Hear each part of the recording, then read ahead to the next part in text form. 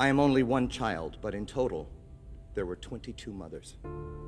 22 individual women who saw something totally different from the other each and every time they looked at me.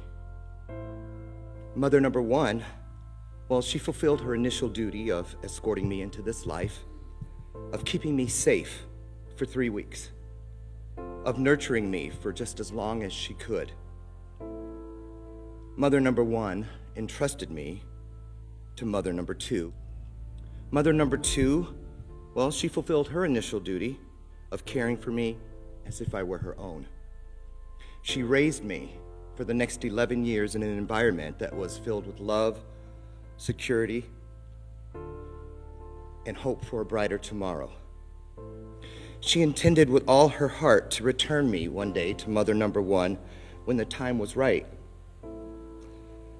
But where love for me grew deeper by the second, well, that right time never came. I believe she would have made better choices had she known that she would unexpectedly depart this world without having made any provisions for my return to mother number one. I believe she would have died all over again from a broken heart had she seen me handed off to mothers 3 through 22, courtesy of the roulette underworld, otherwise known as the state foster system. During my 5 years of bouncing throughout the foster system, I became more and more lost.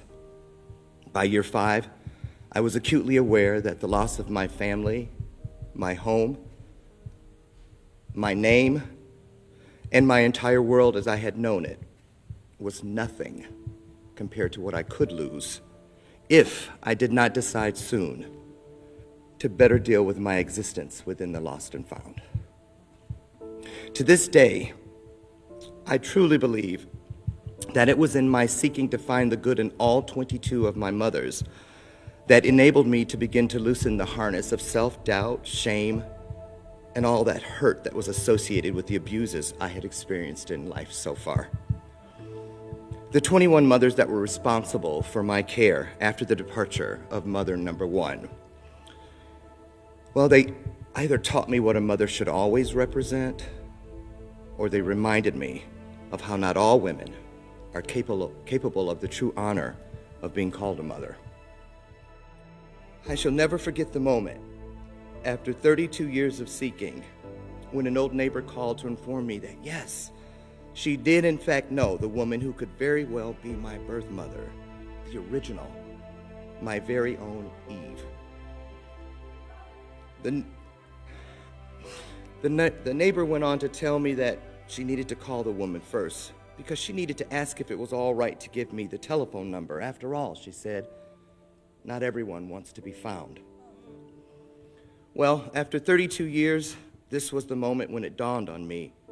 It dawned on me that this entire quest, this adventure that had been so persistent, such a persistent part of my life, could very well have all been in vain if mother number one did not wish to be found.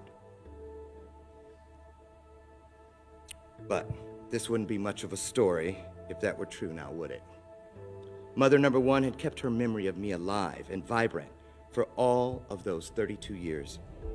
Mother number one did indeed wish to be found, and she opened the door to her past, her home, her heart, and to my original family, simply because she told me we were once one person.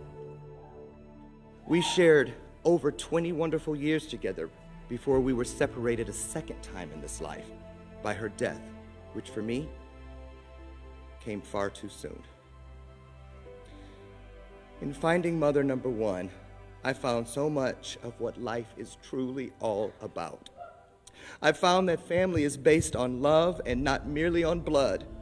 And I found that I was never truly lost. I was merely finding my way.